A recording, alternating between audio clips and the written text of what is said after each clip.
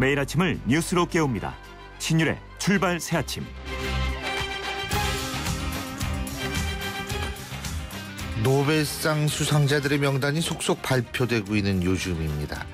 이런 발표를 보면서 우리는 좀 씁쓸할 수밖에 없는데요.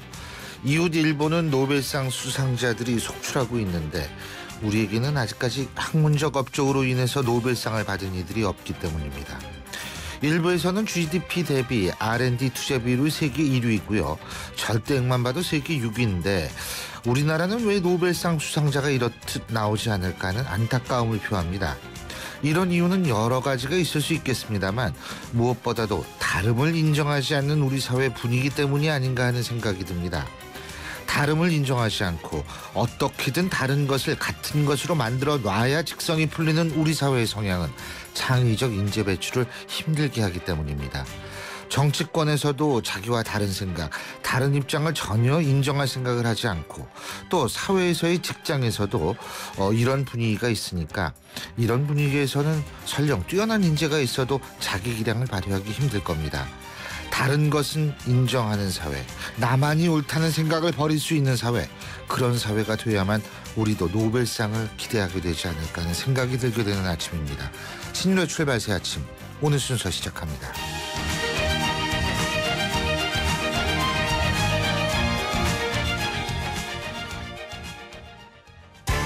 신율의 출발 새 아침. 오늘 드디어 우리가 부르는 이태원 살인 사건의 첫 공판이 열립니다. 피의자 아서 핸더슨이 송환되던 날 저희 프로그램에서 피해자 고 조중필 씨의 어머니와 인터뷰를 했었는데요. 연구미제로 남을 뻔한 이태원 살인 사건, 이번에는 제대로 법의 심판을 받을 수 있을지 짚어보겠습니다. 이번 재판에서 피해자 유족 측의 법적 대리인을 맡고 계신 분이죠. 민주사회를 위한 변호사 모임의 미군문제연구위원장을 맡고 있는 하주희 변호사 연결합니다. 하 변호사님 안녕하세요. 네, 안녕하세요. 자, 이게 몇 년 만에 지금 재판이 재개되는 거죠? 기소가 된 것이 2011년이었습니다. 예. 그러니까 2011년에 기소된 이후에 4년 만에 이제 재판을 하는 거죠. 그렇군요. 자, 이 원래 재판이 원래는 2일에 시작되는 거 아니었었나요? 그죠? 네, 최초에 그렇게 기일이 지정되어 있었습니다. 근데 지금 유족 측 변호인 측에서 연기를 요청한 겁니까? 아니고요. 아니에요? 피고인 측에서 연기를 요청한 것이고. 피고인 측에서. 아하. 예. 피고인 측은 왜 연기를 요청했죠? 그 이유는 이렇게 저희가 알 수는 없는데요. 공판 준비를 위해서가 아닌가 이렇게 생각할 수는 있습니다. 공판 준비. 그쪽에서도 물론 준비할 게 있겠죠. 그렇죠? 근데 지금 이번에는 어떻게 살인죄로 유죄 선고를 받을 가능성이 어느 정도라고 보십니까? 재판이 이제 시작되니까 진행해 봐야 알겠지만 지금으로서는 유죄를 선고받지 못할 이유가 없다고 생각합니다. 왜 그렇죠? 분명히 이제 지난 재판 과정에서 둘 중에 하나가 죽였다 이렇게 법정에서 얘기가 됐고, 그리고 무죄가 나왔던 에드워드 건니가 목격했다는 진술 등이 공판 조서로 남아 있기 때문에 현재는 충분히 가능한 상황이라고 봅니다. 아니요. 근데 제가 여쭤보고 싶은 핵심은 뭐냐면 예전에는 그렇지 않았잖아요. 그러니까 이 친구가 미국으로 도망갈 수가 있었는데 예전과 지금이 뭐가 달라졌느냐 이 얘기입니다. 제 얘기는. 현재에 지금 새롭게 무엇이 있는지 이것과 관련해서는 아직 재판 진행을 봐야 합니다.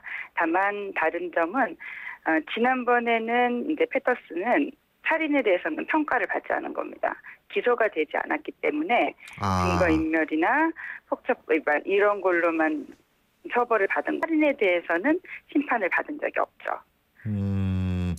그렇기 때문에 이번에는 한 번도 그 패터슨이라는 사람이 받지 않았던 살인죄만을 다루는 문제이기 때문에 달라질 수 있다 이런 얘기군요. 네, 그렇습니다. 자, 우리가 그것이 알고 싶다라든지 이런 다른 방송에서도 이 문제를 상세히 다뤘기 때문에 많은 분들이 이 부분에 대해서 아는 건데요. 가장 중요한 부분이 미군 범죄수사대 있지 않습니까? CID. 이 CID에서도 처음에 패터슨이 범인으로 지목했다 이런 얘기가 나오던데 그 얘기는 맞는 거죠? 예, 그렇습니다. 기록상 그렇습니다. 기록상 그렇죠.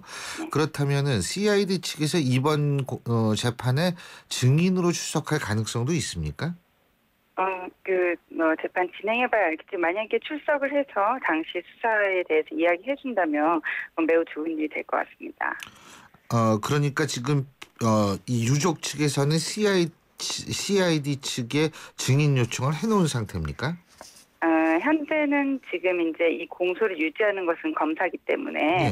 검사가 어떤 증거 신청을 할지는 오늘 재판을 진행해 봐야 합니다. 오늘 입증 계획을 얘기할 거기 때문에 예. 진행해 봐야 알고 만약에 이제 저희가 입증 계획을 보고 이런 사람의 진술이 반드시 필요하다라고 하면 의견을 제출할 겁니다. 의견을 제출하면 그러니까 이게 유족 측 입장, 피해자 측에서는 의견을 제출할 수 있는 그런 것만 있는 거군요. 그죠? 네, 그렇습니다. 검찰이 이제 채택 여부를 검찰이 결정하고요. 그렇습니다. 공소 유지의 책임은 검사가 하는 거고 저희는 이제 지금 검찰을 조력해서 그리고 재판부에 유족의 입장이라든지 아니면 이런 것이 더 조사되면은 유죄가 될 거다라는 의견을 제출할 수 있습니다. 그렇군요. 그런데 제가 이게 법적으로 문외한이라서 그런데 일부에서는 그런 얘기를 많이 하거든요. 이 패터슨 그 예전 재판 때도요. 에드워드 리하고 패터슨을 동시에 기소를 했으면 이 문제가 이렇게 끌지 않았을 것이다라는 얘기가 많지 않습니까? 그렇죠? 네, 그렇습니다.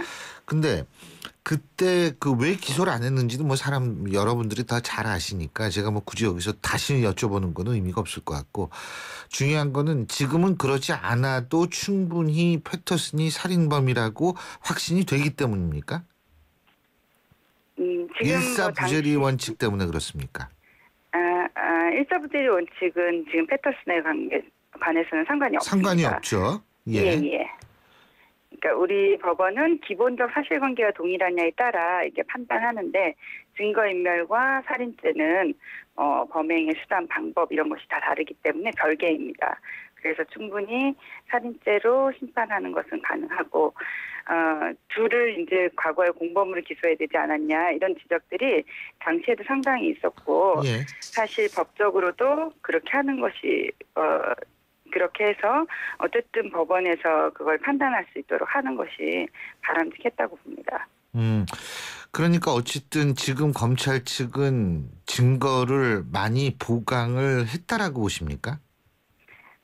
그거는 아직 저희도 다 검찰이 어떤 증거를 제출할지는 이제 알 수가 재판에 없어요? 가봐야 알기 때문에 알 수 있지만 언론 등을 통해서는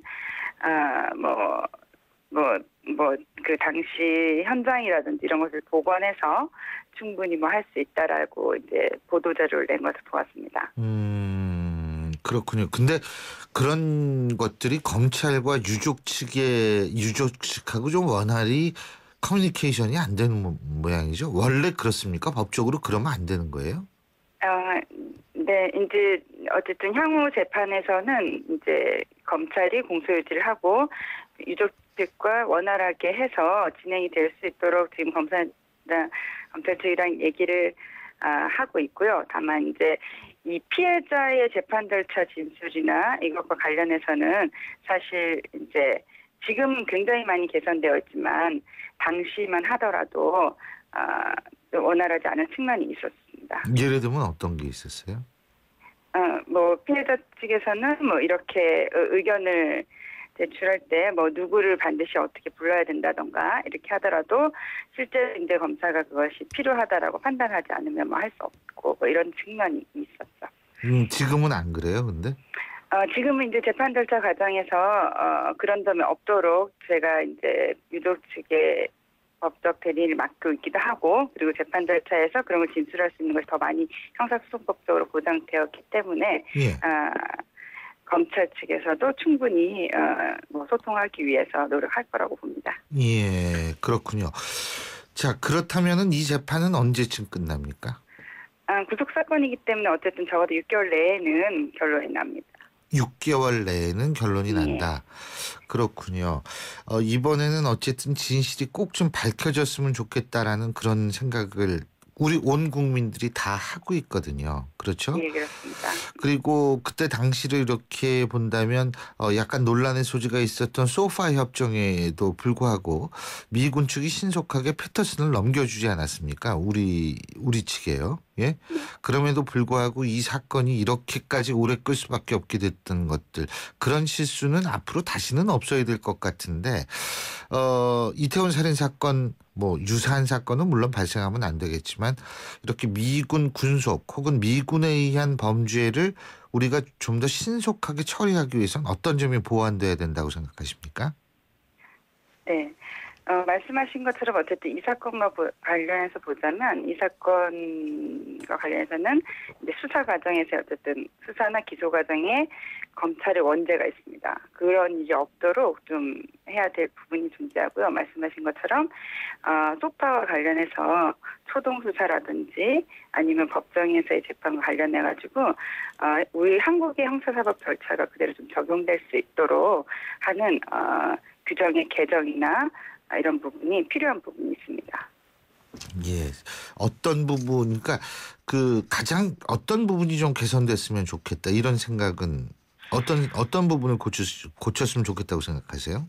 우선 이제 그 2001년에 한번 소파가 개정됐습니다. 형사 재판과 관련해가지고 한번 개정이 됐는데 그럼에도 불구하고 신병을 인도받을 수 있는 기소 전에 신병을 인도받을 수 있는 소파 규정이 매우 한정적입니다. 그러니까 뭐 아주 중범죄에 한해서만 이제 미 영내에 들어가지 않았을 때 체포했을 때만 신병을 인도받을 수 있다 이런 부분이 있습니다. 그런 부분과 관련해서는 현재 우리 가해자가 누구냐에 따라서 수사를 신속하게 할 수 있고 없고 이런 차이가 있기 때문에 그런 부분은 개선이 되어야 할 것이고 이제 재판에서 이제 이 증인을 소환한다든가 이런 부분과 관련해서 송달 문제라든지 이런 부분도 그때 이제 미군 영내에 있었던 증인들을 소환하는데 상당히 문제가 있었거든요. 송달이 되지 않아서 이런 거와 관련해서는 소파에 좀 더 분명히 할 수도 있고 그다음에 좀 더 분명히 해서 이런 식으로 송달하면은 반드시 와야 된다든지 법정에 이런 종류의 규정을 마련할 필요도 있다고 봅니다. 알겠습니다. 진짜 안타까운 건 뭐냐면 이태원 살인 사건이라는 이름의 영화가 나오지 않았다면 이 사건을 지금 이 정도의 국민적 관심을 속에서 다시 다룰 수 있었을까라는 안타까움이 있는 게 사실이에요. 예? 네, 제가 볼 때는 영화의 힘이 위대하다라는 그런 얘기를 하기 이전에 사실은 진리를 밝히려는 각 국가기관의 노력이 먼저 선행이 됐어야 되지 않았나라는 안타까움이 있습니다. 예. 네, 자, 그렇습니다. 예, 오늘 말씀 여기까지 듣죠. 고맙습니다. 네, 고맙습니다. 예, 지금까지 우리가 이태원 살인사건이라고 부르는 바로 그 살인사건의 유족 측 변호인을 맡고 있는 하주희 변호사였습니다. 지금 7시 18분 45초 지나고 있는데요. 자, 교통 상황 알아보겠습니다. 박호영 캐스터. 네, 신율의 출발새 아침 교통정보입니다. 경인고속도로가 전시간 신월 부근 사고가 있었는데 사고 처리 모두 마무리됐고요. 경인고속도로 서울 쪽으로 부천에서 신월까지 밀립니다. 반대쪽으로는 부평에서 서인천까지 인천 시점 부근에서 속도가 내려가고 있습니다. 서울 시내에서는 간선도로를 중심으로 출근길 이동량이 부쩍 늘고 있고요. 강변북로 일산 쪽으로는 가양대교 부근, 다시 마포대교에서 동작대교까지 밀립니다. 한강대교 다리 건너는 데는 북단 쪽으로 서행하는 가운데 한강대교 남단에서 중앙대 입구 쪽으로 현충로 정체가 되고 있습니다. 주변 노량진길도 노량진 고가차도 나와서 상도터널 쪽으로 밀립니다. 신율의 출발새 아침 교통정보였습니다. CEO 금난세입니다. 꿈꾸는 젊음은 아름답고 도전하는 열정은 성공을 부릅니다. 파이팅 하세요. 그리고 여러분의 미래를 기록하세요. 성공을 위한 CEO 금난세 씨의 노력은 매일매일 양지 다이어리와 함께합니다. 나의 역사 속엔 언제나 양지 다이어리. 철근이 부족해요. 지게차 없어요? 인력이 부족해요. 걱정하지 마세요. 건설자재, 장비, 인력까지 위치 정보로 쉽고 빠르게 찾아주는 건설자재 N을 다운받으세요. 등록만으로 무료 광고까지 되는 건설자재 검색 애플리케이션 건설자재 N. 신율의 출발새 아침 1부 순서는 여기까지고요. 잠시 뒤 2부에서 뵙죠. 알고 계신가요? 실패란 떼어놓고 보면 힘든 기억이지만 모이고 커지면 자산이 된다는 사실. 실패 속에 담긴 혁신과 교훈이 다시 시작하는 용기가 됩니다. 실패란 재도전의 다른 말. 지금 혁신적 실패 사례 공모전을 검색해보세요. 이 캠페인은 미래창조과학부와 중소기업청이 함께합니다. 소통의 아침을 여는 공정한 목소리. 신율의 출발 새 아침. 신율의 출발 새 아침 2부 순서 시작합니다. 신율의 출발 새 아침. 예, 요새 여야 여러 가지 고민들이 많죠. 그렇죠? 근데 지금 여야가 한 목소리를 내는 분야가 있고요. 또 청와대와 새누리당이 한 목소리를 내는 분야가 있습니다. 청와대와 새누리당이 모처럼 한 목소리를 내는 분야는 바로 역사 교과서 문제인데, 어쨌든 검정 교과서를 통한 교과서가 좀 문제들이 많아서 이걸 국정화하자, 이런 것이 지금 청와대와 새누리당의 입장인데요. 정부는 다음 주에 단일 국사 교과서 추진 방안을 발표할 것으로 알려졌습니다. 물론 여기에 야당이 발끈하고 나서고 있습니다. 자, 우리 오늘은 이 문제에 대한 야당의 입장을 들어보겠습니다. 사정시민주연합 전병헌 최고위원 전화 연결돼 있습니다. 안녕하십니까? 네, 안녕하세요. 전병헌입니다. 예. 자, 지금 역사 교과서 국정화 추진하겠다, 이게 거의 결정이 된 거죠? 글쎄요, 그렇게 결정하지 않기를 바라고 있죠. 저희들로서는. 예. 물론 그런데 아니, 지금 정부 여당이 그런 방향으로 거의 나가는 게 확실해진 거 아닙니까? 네, 지금 요 며칠 사이에 갑자기 가속도를 내고 있는 것 같습니다. 아마도 제가 볼 때는 짧게는 지금 당장에 그 소위 국민에게 뭐 공천권을 돌려주겠다고 약속했던 오픈 프라이머리를 가지고 당과 청와대가 갈등이 빚어진 문제를 이 역사 교과서 국정화 문제로 돌파를 하면서 물타기 하려는 그런 얄팍한 꼼수가 숨어 있는 것 같고요. 길게 볼 때는 이 총선을 앞두고 기본적으로 이념 논쟁으로 끌고 가서 이른바 보수층과 새누리당 지지층을 단결시키는 그런 효과를 노리고 있지 않는가, 그런 걱정이 있죠. 그러니까 총선을 의식한 행보일 수도 있다, 이런 말씀이시네요. 네, 그죠? 그렇습니다. 네. 예. 근데 전병헌 최고위원께서 보실 때요, 네. 지금 이 국정화, 이제 정부 여당은 이걸 단일 교과서라고 얘기를 하죠. 그죠? 네. 근데 제가 궁금한 게, 역사 교과서만 이 단일 교과서 체제, 교과서 체제로 가고 다른 교과서는 계속 검정 교과서 체제 유지한다는 얘기입니까? 그런 지금 상황이 돼버린 것인데요. 기본적으로 역사적인 시각은 여러 가지 다양한 시각이 있을 수 있는 거 아니겠습니까? 예. 그리고 기술자에 따라서 입장과 표현이 조금 다를 수도 있고요.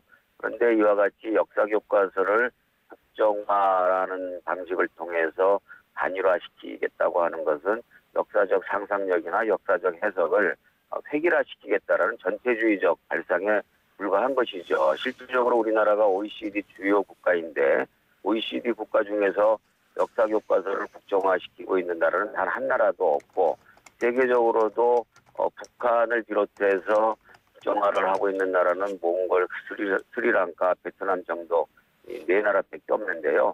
도대체 새누리당과 그 박근혜 정권이 입만 열면 종북 척결을 외치면서 이와 같이 역사 교과서를 국정화하겠다라는 방식은 전형적인 북한 따라하기인데, 전형적인 이 종북 정책을 왜 이렇게 강력하게 밀어붙이려고 하는지, 그 이유는 몇 가지 있다고 보여집니다만, 정말 유감스럽고 잘못된 정책이라고 생각을 합니다. 예, 몇 가지 있다. 어떤 게 있습니까? 일단 이 새누리당과 지금 박근혜 정권의 뿌리가 사실은 친일과 독재에 뿌리를 두고 있기 때문에 친일과 독재를 미화시키려고 하는 매우 불편한 저희가 있다고 저희들은 보고 있고요. 또 민주화 과정도 일종의 좀 폄훼해야 되겠다라는 그런 태도를 가지고 있다고 보여집니다.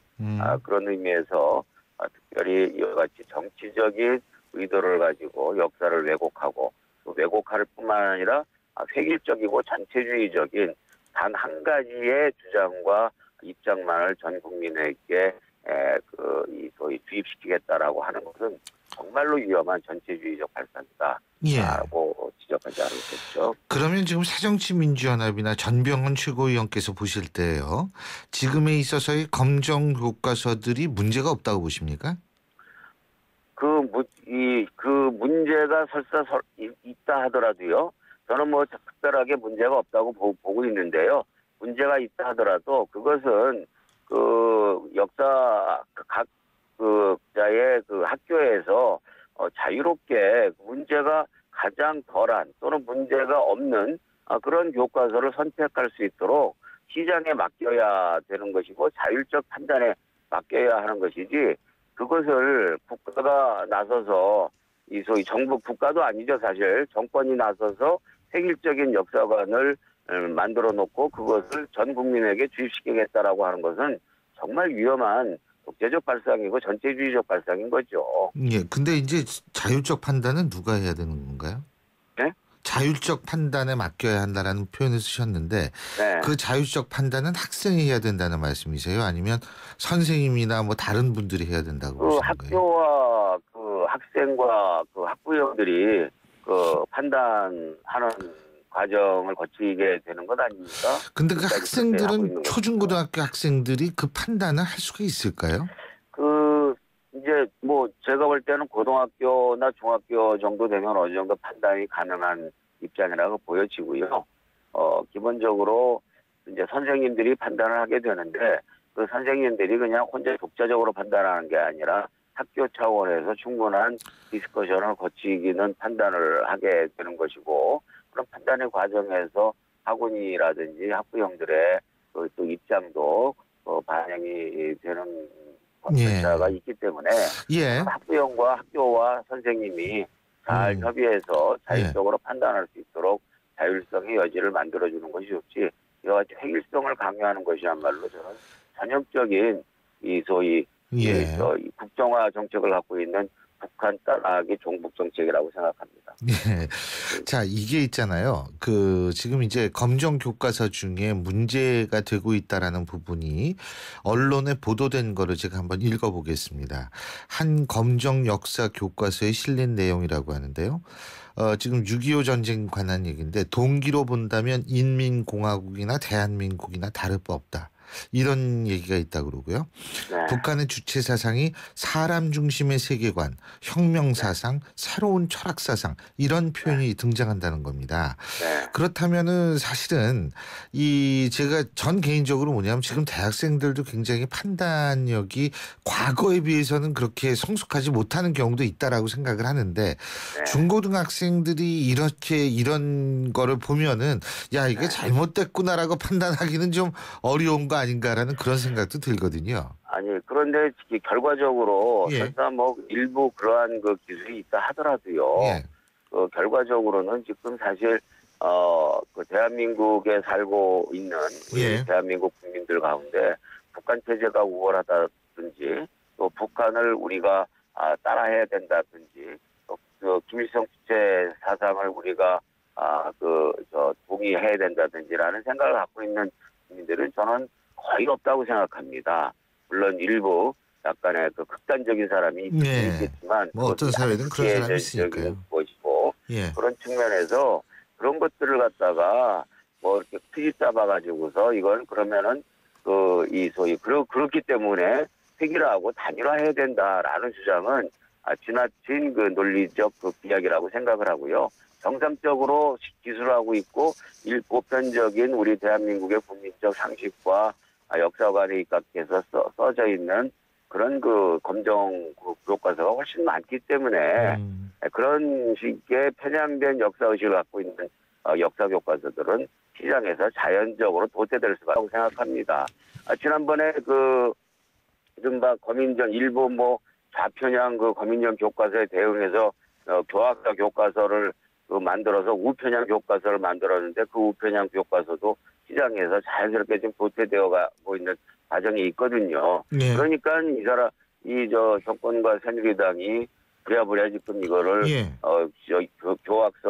교학서의 역사 교과서와 같은 아주 지극히 편향된 역사관을 국정화시켜서 획일화시킨 논리로 알겠습니다. 투입시키겠다는 발상을 하는 것이죠. 자, 이 얘기는 여기까지 하고요. 고용주 방송문화진흥회 이사장 얘기 좀 여쭙겠습니다. 네. 이 공산주의자 발언이 논란인데 네. 굉장히 놀라신 분들이 많았을 수도 있습니다. 네. 이때 국감장에서 우리 전병헌 최고위원께서도 좀 물으셨는데요. 제가 네. 청취자분들에게 요약을 좀 한다면 예. 문재인 대표는 공산주의자라고 확신한다. 노무현 전 대통령은 변형된 공산주의자다. 또 노동운동 경력이 있으신 분이죠. 김문수 전 경기도지사나 새누리당 이재호 의원은 그리고 박정희 전 대통령은 과거 공산주의 활동을 하다 전향했다. 지금 이렇게 나와 있고요. 사법부에 김일성 장학생이 있다. 이런 발언도 있다고 얘기를 합니다만 이런 발언이 있다고 보도가 되고 있는데 근데 이제 여기 두 가지예요. 이걸 물었으니까 이 사람이 대답을 했다라는 얘기가 있거든요. 그러니까 물은 측이 이게 왜 이념적으로 몰아가느냐라는 문제제기를 하는 쪽도 있습니다. 예. 두 번째는 뭐냐면 설령 고용주 이사장이라는 분이 문제가 있다 하더라도 이 사람을 임명한 쪽은 방통위 위원장인데 그 방통위 위원장한테 따져야 되는 문제 아닌가 이런 지적이 있습니다. 어떻게 보십니까? 예, 첫째는 거기다 한 가지 더 붙이면요. 예. 김일성 장학생을 사법부에만 있는 것이 아니라 검찰에도 있고 예. 정부에도 있다고 이야기를 했습니다. 우리가 이 국민적 상식으로 볼 때는 도저히 납득할 수 없는 주장을 하고 계신 분이죠. 예. 역설적으로 따져보면은요. 이 고용주 이사장은 기본적으로 북한 체제가 대단히 우월하고 정교하고 그리고 영향력이 엄청나게 세서 대한민국 곳곳에 김일성 장학생을 박아 놓을 수 있는 정도의 강력한 그 정권이다라는 걸 전제로 하고 있어요. 결과적으로는 이 사실은 북한을 매우 찬양하는 결과를 보이고 있는 것이죠. 두 번째는 우리 대한민국 사회는 북한 사회에 비해서 매우 허술하고 부실하기 때문에 북한의 이와 같은 대남 전략에 이용당해서 사회 곳곳에 김일성 장학생들이 암약할 수 있도록 지금 방치하고 있다라는 주장을 펴고 있는데 대한민국을 대단히 비하하고 대한민국 국민의 건전한 상식을 모욕하는 발언을 하고 있어서 정상적인 분이 아니다. 사고가 이런 그 지적을 하고 있는 것이고요. 두 번째는 물었으니까 그런 것이다라고 하는 것이 아니라 당연히 그분이 어떤 이 보편적 시민적 어떤 상식과 보편적 그런 철학을 갖고 있는지 그건 당연히 물어야 되는 것이죠. 왜냐하면 MBC는 국민의 방송으로서 공영방송이고 공영방송은 다양성과 민주성과 개방성을 인정해야 되는데 그런 그 MBC의 최고 수장으로서 자격과 자질을 검증하는 것이고요. 알겠습니다. 세 번째는 지금 방통위원장한테도 물었죠. 근데 방통위원장도 스스로 답변을 하기를 제가 물었습니다만 김일성 장학생이 있다고 생각하지는 않는다라고 답변을 하고 있어요. 그래서 저희는 1차적으로 고용주 이사장의 자진 사퇴, 2차적으로 임명권자인 그 방통위원장의 해촉, 그리고 최종적으로는 그 배후에 있는 소위 박근혜 대통령의 조치, 이것을 요구를 하고 있는 것이죠. 예, 잘 알겠습니다. 오늘 말씀 여기까지 듣겠습니다. 고맙습니다. 네, 감사합니다. 지금까지 새정치민주연합의 전병헌 최고위원이었습니다.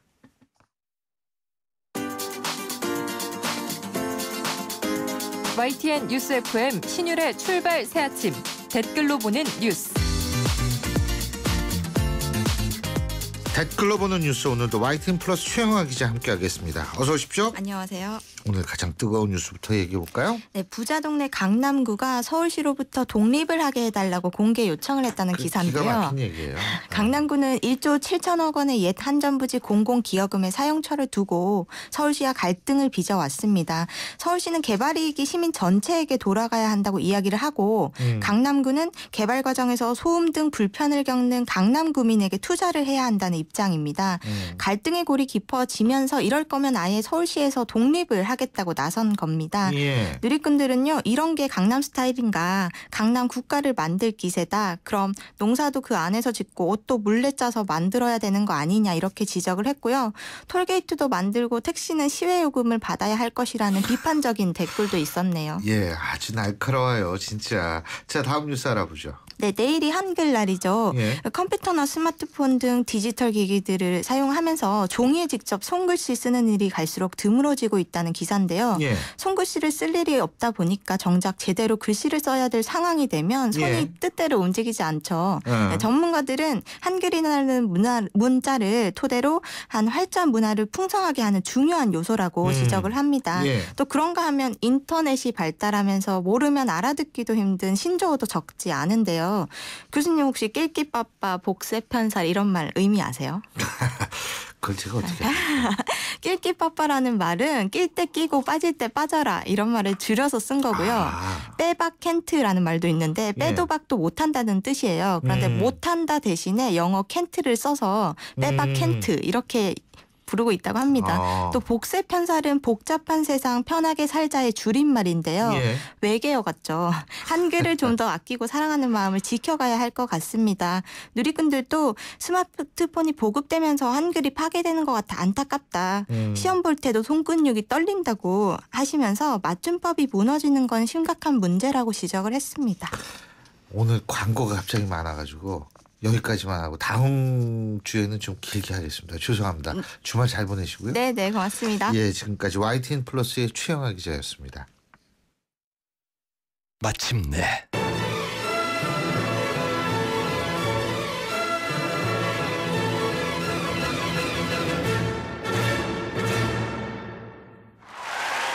숨이 멎을 듯한 절정에 살다.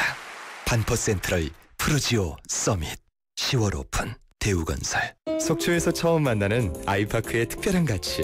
동해바다와 청초호의 전망에 설악산을 품은 자리. 광역교통망으로 더 빨라진 서울 수도권. 마침내 명품 휴양 주거단지가 완성됩니다. 아이파크가 가장 아름다울 자리. 속초 아이파크 033-638-9666 10월 분양 현대산업개발. 한강 신도시에 공원을 품은 이 편한 세상이 옵니다. 은여울 공원을 앞마당처럼 누리고 2018년 개통 예정인 김포 도시철도 프리미엄을 기대하는 곳. 더 좋아질 한강 신도시를 만나세요. 이 편한 세상 한강 신도시 2차 10월 8일 오픈. 031-997-2778 주식회사 3호. 인터넷을 누르고 검색창에 입력하고 홈페이지 하단을 전화번호 어디나? 전화번호 이건가?